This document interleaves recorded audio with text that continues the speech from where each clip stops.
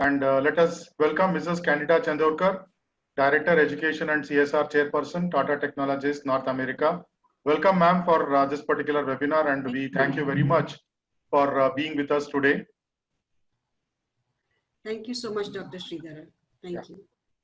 And let me just introduce the speaker today, Mrs. Candida Chandorkar. She obtained her graduate degree in Commerce and Economics from Mumbai University, India. And she obtained her MBA in Human Resource and Marketing from NMIMS University, Mumbai, India. And later she actually obtained her executive education in strategy and sales from Harvard Business School, Massachusetts, USA. She has extensive global experience of 25 plus years with a proven track record across industries like technology, automobiles, airlines, telecom, insurance, healthcare, CPG and retail, media and advertising, education and training. Mrs. Candida is a strategic, innovative, and customer-focused leader with deep understanding of emerging technologies in VR, AR, MR, AI, machine learning, and their application to transformative customer and employee experiences. She has delivered high performance in strategy and education across marketing, sales, and human resources as business unit leader and HR and learning leader.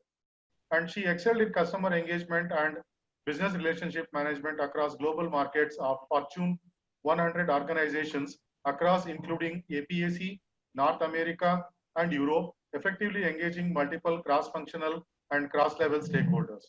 Besides being responsible for engineering education and new technologies in North America, she also holds the additional responsibility as CSR Chairperson North America. She has won 2 Tata 2019 CSR Sustainability Awards for Tata Technologies North America. In a personal capacity, she is actively contributing and supporting social innovation and entrepreneurship initiatives focused on children in orphanages, girl child education and environment. With all this, Amity University in this particular year in 1920, January, has conferred the title Honorary Professor to Mrs. Candida Chandorkar in honor to her achievements.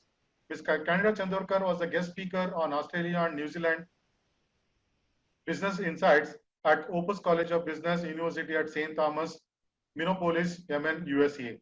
With this small introduction, I request Mrs. Candida Chandorkar to deliver this particular session. Thank you very much, ma'am. Most welcome. Thank you so much, Dr. Sridhara. That was, I wouldn't call it a small introduction, but thank you anyway. And I would actually like to maybe just jump straight into the session, because I do understand that we have a diverse audience profile, and it's also late in the day for you. So I'm trying to sort of wrap this up in about 45 minutes, leaving about 15 minutes for question and answers. Sounds okay? Yeah, please. All right. So I think this question keeps coming quite frequently from different colleges at this point in time. What exactly should be our skills for success in general, and specifically now, when you're looking at COVID situation and post-COVID, what typically might be beneficial to learn and hone and develop so that we can have the right skills for career success. So that's really what I'm trying to answer, because it has been a question from different students and people at large. And let's see, I'm trying to give you different perspectives. Let's see if any of these resonate with you, and I'd be happy to answer questions towards the end. So what I hope to do today is just go over these key themes. One is, what have we seen as the impact of COVID? More like an overview as opposed to a detailed, lengthy discussion on it. I also want to sort of take a little bit of a deep dive into one industry segment so that you understand when trying to understand what skills are necessary or relevant, you are not looking at it in general. You're not looking at it saying, hey, everybody else is doing it, I might as well do something in machine learning. You've got to see how that is relevant to you as well, and how that's relevant to an industry. So maybe a little bit of a deep dive into one industry might help provide that perspective. I will very, very briefly touch upon Industry 4.0, Marketing 4.0, and Education 4.0. All of these are topics I would imagine that you're already familiar with. And so just touch upon them. Specifically, engineering students, you know, in Industry 4.0, I don't need to explain that, I would imagine. And I'm also then going to walk you through something which I believe this is not a term popularly used, but it is my understanding that the confluence of what Industry 4.0, Marketing 4.0, and Education 4.0 arrive at is really a unique signature that is something we need to understand at a personal level. I also then dive into the skills that I believe we need to be looking at closely during this time and for the near future. I also want to touch upon you as a person, as opposed to just developing skills because everybody else is developing skills. And then we conclude. Canada, a small request. Can you speak a little louder? Sure, sure. So that's largely the direction I would like to take for today's session of 45 minutes. I will quickly go into the impact. And I think the impact here is really for us to look at three different levels. When you're looking at the COVID impact, quite often we are looking at this in terms of our immediate world and how it has been impacted. For instance, any sessions that were typically happening, one of the Amity sessions I recently did would have typically been a session I did in the New York campus, but we did it virtually. So you're looking at education itself has shifted online. So all your new realities, the middle block is really your interactions have changed, your work style has changed. A lot of companies, the business models have changed. How they're now going to be doing business is going a lot more digital as opposed to how it used to be. There is a significant focus on environment across different companies. You're looking at sustainability a lot closely. Dr. Sridhara, is this volume okay? Do I need to speak louder? Dr. Sridhara? Little louder, please. Still louder? Okay, okay. So when we look at the impact of COVID, we're looking at, the way I've split the screen is we're looking at what are the industries that were impacted. This is again an indicative list. This is not an exhaustive list. It is just to give you an indication right now. So if you look at the leftmost column, you're looking at the industries impacted, and the rightmost column, you're looking at the industries benefited. If I had to relate this to the automotive industry in particular, focus on the ones that are in green. Within the automotive industry, you're looking at travel and tourism, automobile manufacturing as those industries which are far more impacted from what I have shown here. You're also looking at the industries benefited where in the rightmost column, you're looking at digital products, alternate energy, and data sciences as examples of what's far more impacted. So this is sort of giving you a flavor of the direction where we are headed in terms of changes to industry and changes in how we are actually getting operational at this point. Dr. Sridhara, is this better? Good enough, ma'am. Good. You can just continue. Good enough. Okay. All right. Thank you.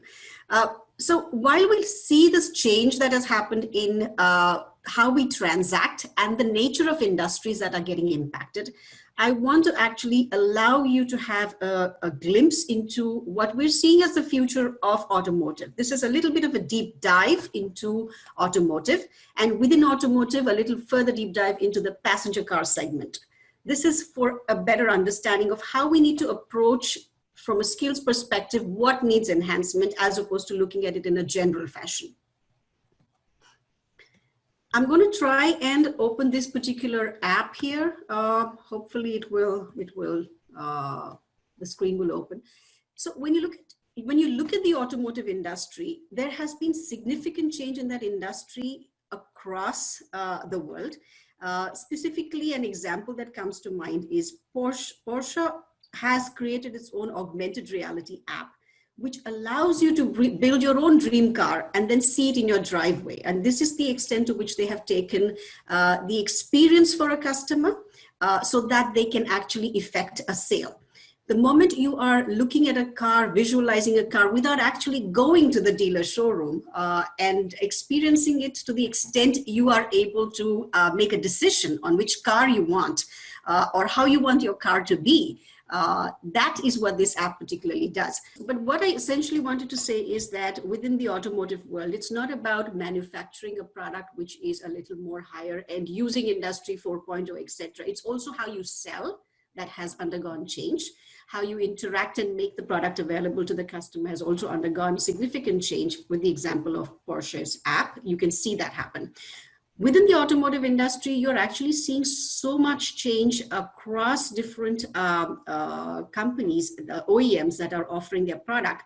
And you also see that there's a tremendous shift from regular OEMs going ICE to ACES, which basically means the internal combustion engine is no more the car that you would want to typically go for. You're really looking at cars that would have elements of autonomous connectivity, shared mobility, electrification. You're looking at all of these dimensions coming into play.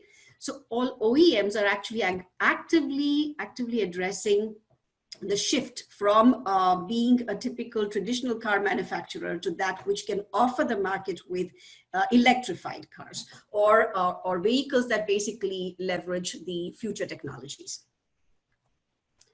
And in saying that, you're also looking at a market where you have changes that are happening where you have suppliers coming. So you have three different segments being created, not just the OEM, but you're looking at suppliers producing components. You're looking at mobility service providers who are actually providing you with software related elements and so on. So there's the change in the market is rapid and is significant, and it's all leveraging new technology. You also see that the adoption in different countries, regions, etc., seem to vary now depending on whether, and I want to make a differentiation here. Plug-in electric vehicles, for example, they're typically, you might consider all of them as one category, but they do have a distinct difference. You're looking at plug-in electric vehicles, which are generally divided into the electric or all battery electric vehicles that run only on batteries, and those that are hybrids, plug-in hybrids, and again, the trend within that is going more towards the hybrids. I also want to draw your attention to the fact that the adoption of electric vehicles typically is completely dependent it is dependent on what each country is doing about it in terms of its subsidies, in terms of its environmental sensitivity, incentives, etc., etc. And the demand also, therefore, to that extent, is largely dependent on those factors as well. So if you look at a really quick view on how electric vehicles have been adopted globally, you will find that you look at all the countries that are marked green, and you will see that the EV adoption in these countries is higher. Now, the reason I'm mentioning this is your skills. When you're looking at your skills, I'll keep coming back to skills, is that you got to look at which country you are in, what kind of adoption levels the country has for the industry segment that you're trying to target. Understand the region, understand the industry, understand the company that you're going for, and then try to see what skills you need to hone. There's no point in trying to do a very general, broad brush way of approach in terms of honing your skills. And therefore, understanding what's happening in different segments becomes necessary. So here's a quick view at the adoption. I also want to sort of give you a quick trend. Therefore, this is again an example of showcasing to you that when you're diving into a particular industry and understanding it, it's important to understand how it's doing. So marking out the trends, is it sort of showing you a growth track, whether it's plugins that are going higher, whether it is the battery ones that are going higher, which countries are seeing higher adoption, etc. This is more to depict to you what kind of trends are visible in the market specific to the industry. I also wanted to point out that because, and something I'd mentioned previously, that when you look at OEMs adopting this change across, regardless of what they were doing as traditional car manufacturers, you find that just about every company that you sort of know is going the electric vehicle direction. For example, BMW is planning 25 launches in 2025. Now that might have changed because of COVID, but at least directionally they were looking at that much of growth. Tesla, for example, is going to be bringing out, it's got 4 models right now. All of them, 100%, are focused on eco-friendly models. So you're looking at all these things that are happening in the market. I also want to point out to you, EV market, while look at this third bullet point, your plug-in volumes have quadrupled since 2014, and roughly half the world's car sales are going to be plug-ins by 2027. If you also look at public charging stations, the charging stations for vehicles has also doubled within 2 years, and so on. So battery costs have come down. There's a lot of study that's happening on how do you make fuel efficient batteries and so on. So this entire industry has taken a big shift from what it used to be, and it's doing it very rapidly. This is just sort of to give you an overview. Similarly, you're looking at, while you're seeing adoption growth, you're looking at sales growth also happening of the vehicles, where the sales are growing at least at 50% year on year. You're looking at significant growth there. You're also looking at different companies having different makes and models, and you're looking at about 350,000 units being sold in US alone in 2018. So you're looking at this entire growth trend that's happening, and it is likely to continue with or without COVID. But what this brings me to, therefore, is that with respect to COVID, what therefore are we talking of in this industry? We're saying that overall impact on the sales in the short term right now because of COVID, it's such an unpredictable situation, but it's going to grow. It's definitely on a growth path, but we don't know how much. We're not able to put a number to it at this point in time because of the volatility of the situation. But in the long term, we know that it is going to have a positive impact because people are not going to limit their choices based on, hey, it's a new product, I want to have it, because they're going to be associating themselves a lot more to what that product stands for. And if they are more keen on being associated with something which is environmental friendly, which as individuals, all of us are almost thinking, what am I doing for the environment? Am I being somebody who is enabling and contributing to the health of the environment or not? And when people start becoming conscious, it's a personal choice they're making based on where they stand at a personal level. And those shifts are likely to happen. So we see a sustainable approach from at an individual level as well as at the company level that is likely to happen no matter which industry. Now, again, it is not limited to the automotive industry. That trend of sustainability will continue, will be in fact enhanced going forward. And that also impacts the kind of skills that people need to nurture and hone. Now, that's a deep dive into the automotive industry. Again, a quick breeze through so that you got a flavor, a glimpse of how one needs to look at the industry and the skills that might be necessary there. I want to quickly also mention Industry 4.0 because while we're looking at COVID-related changes, while we're looking at what needs to change in terms of where we're honing our skills, should we do machine learning? Should we do artificial intelligence? Should we just focus our skills on data sciences? What should we be doing? It's important to understand how manufacturing is also happening today. Where are companies laying more emphasis? What we've gathered so far is we're looking at all new technologies coming to the forefront even faster. And all of this is accelerated in terms of what can be transacted virtually, what can be done online with minimized physical or in-person contact is the direction things are going. That's the direction we're seeing. Whether you're doing it, COVID, I would say COVID has just accelerated the pace at which that change is happening. The focus on sustainability has gone up and the focus on digital or technology-oriented work has gone up. Those would be the two areas to sort of see what syncs up with the direction you are headed. I want to just breeze through Industry 4.0 and sort of give you a little flavor here. We are familiar with the 4 stages or the 4 revolutions that have happened. I don't want to spend time on all of them, but just to suffice that today, almost all industries are largely operating in the 3rd revolution phase, where they're basically trying their best with the robotics and automated production and so on. but a significant amount of industries have already made the shift to the fourth revolution, which is basically they're looking at cyber physical systems here and autonomous decision making that's happening, where the individual is really not actively physically with the machine, or neither is he robotically managing it. It's actually leveraged through cloud technology. So it's a very easy visual depiction here of when you're saying industry 3.0 versus industry 4.0. You have a look at what is happening here. It's person managed and it's robotic here. And here you're looking at all of this is perhaps managed on an app, or perhaps managed on some sort of technology where you're actually able to manage your assets, your inventory, your production, your input, your output. Everything that's happening is managed quite differently through cyber physical systems. I think this is again very familiar terrain for those of you who are in engineering, but really Industry 4.0, which is our present and our future for some time to come. It hinges on the 9 technologies or 9 pillars here. And I think any skills that you hone in this direction would be beneficial to you.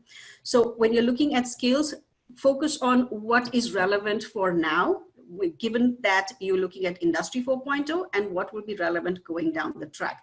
So say additive manufacturing, that's 3D printing, augmented reality, big data analytics, all of these elements that you can see in the Internet of Things, etc., are what you should know. Even if you're not deep diving into it, you should be familiar with what that talks about, what that represents, and what change that can bring. Being aware of it is useful. If that is your profession, or that's the direction you want to pursue, then deep dive into those areas. And the reason I say that is because if you look at this, it's a small little depiction, but look at it from the perspective of just about every vehicle is connected on a digital thread. Imagine a situation where all you need to have as information is a digital thread relevant to the production process, relevant to a particular vehicle. And so understanding this digital transformation and what that means within your profession and being on the top of it becomes critical. These are just examples, like say specific, and because I gave you the auto industry example, I want to sort of just quickly touch upon when you look at the auto industry specifically, and the relevance of Industry 4.0 to the auto industry, you're looking at the entire engineering, the design, the manufacturing, the supply chain, all of it undergoing change because of the changes that Industry 4.0 brings. You're also looking at how customer servicing is done is going to change. How selling is going to happen is also going to change. So being familiar with the technology that is relevant for now and for future is definitely the direction I would strongly suggest you hone skills in. Because today the workforce of the past is also not too familiar with it. You are the new generation who are going to bring your skills and your talent to the industry. And we see significant gap between what the industry expects and what employees the industry has. And that gap that exists is where your talent will be relevant to fit and enable growth of the organization.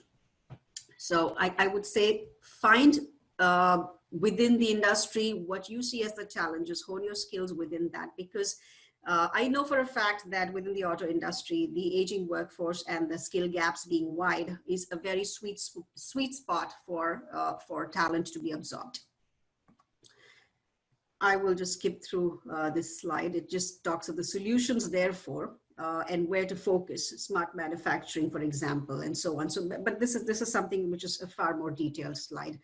I also want to mention that when I talked of countries having a different level of adoption, you look at, say, for example, in Germany, the level of adoption in Germany has been at a very different level, specifically say with the car manufacturers and suppliers. The highest expenditure that they have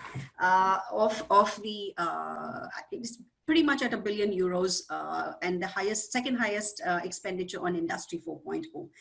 they actually have put in so much effort on Industry 4.0, having created something called Arena 2036, which they launched. And this was launched by the University of Stuttgart and the German Federal Ministry of Education. It's basically a 10,000 square meter on the university campus. And this area is where they're doing all of the fascinating automotive and perhaps other areas, aerospace, etc., related research. Research and development when it comes to Industry 4.0. So there's significant focus by the government as well as the universities on taking Industry 4.0 forward and applying it to the automotive industry specifically. In fact, one of the spokespersons, and I just want to draw your attention to the last line here, one of the spokespersons of Arena 2036 in Germany has actually said, in the factory of the future, each product will go its own way and will approach only those production stations that suit its individual configuration. You can see the level of freedom that exists in the manufacturing process in that one line, where products have the choice to go where they want and approach those production stations that suit their individual configuration. That's how directionally production is headed. So it sort of gives you a flavor of, therefore, what do you need to do in terms of skills enhancement?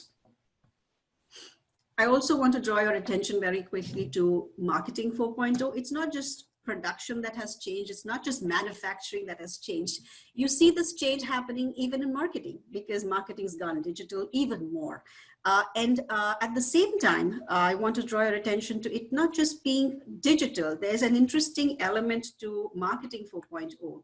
And the reason I bring it is that marketing initially was product driven. It became customer centric. It then became human centric. But in Marketing 4.0, which is where it is today, have a look at that absolute last bullet point.